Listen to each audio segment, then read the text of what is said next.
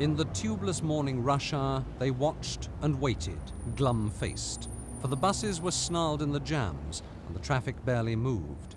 At 11 a.m, this was the scene at Hammersmith Broadway, and there was worse to come. Yet the chalked-up underground signs didn't tell the whole story. On some lines, like the Circle here at High Street Kensington, the wet waiting game was rewarded every half hour or so. And the supposedly militant drivers? Some lines were worse affected than others. So, for this NUR man? We're going to lose some turns on the new timetables and that, but that would be in the future, I should think, because they're making cuts and they've got to make cuts somewhere. As far as I know, I don't really fully understand it, but. And he wasn't alone. Confusion was the overall order of the day, and several lines deemed as idle, in fact, managed a skeleton service.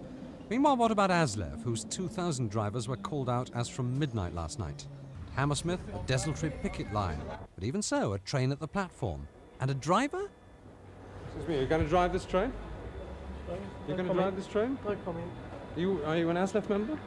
It was a question he refused to answer in any way, and instead he boarded the train in a passenger carriage near the front and began to walk up the aisle, bags in hand and silent.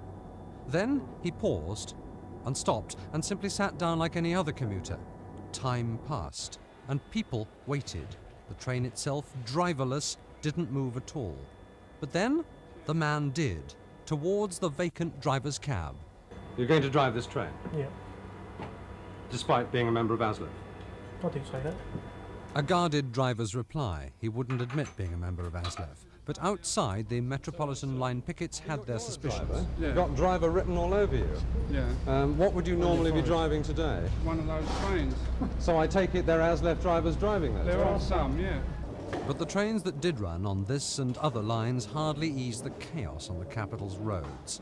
Moreover, the strikers were convinced there'd be worse tomorrow. We certainly won't be working tomorrow, so I don't think you'll see, hopefully, not one train running tomorrow at all. So, for the weary tube users, it may not be worth buying a ticket, let alone leaving it behind. Ed Boyle, Thames News, on the Underground.